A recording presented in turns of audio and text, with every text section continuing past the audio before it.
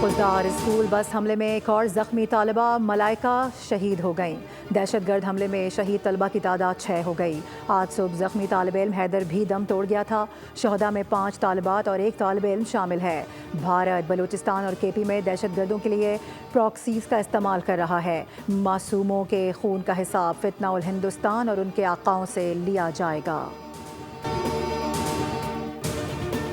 دنیا جانتی ہے بھارت خطے میں سب سے بڑا دہشت گردی کا سرپرست ہے۔ 6 اور 7 مئی کی شب فضائی جنگ پوری دنیا نے دیکھی۔ پاکستان نے اپنی افواج کی مکمل طاقت ابھی تک استعمال ہی نہیں کی۔ پاکستان نے بھارت کو ایسا سبق سکھایا جو وہ کبھی نہیں بھولے گا۔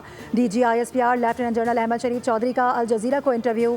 کہا کہ بھارت کئی برسوں سے جنگی جنون میں مبتلا ہے جو کہ آگ سے کھیلنے کے مترادف ہے۔ وہ ایک ایسا ماحول بنا رہے ہیں جو باہمی تباہی کا سبب بن سکتا ہے۔ یہی وجہ ہے کہ پاکستان نے دانش مندی سے کام لیا اور اس پورے تنازع میں کشیدگی کو بڑھنے نہیں دیا۔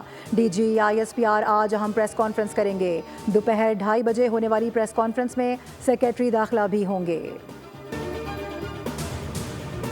سفارتی محاذ پر سرگرمیاں تیز۔ وزیراعظم شہباز شریف کا آئندہ ہفتے 6 ممالک کا دورہ متوقع۔ دورے کے دوران وزیراعظم بھارتی الزامات دوست ممالک کے سامنے رکھیں گے۔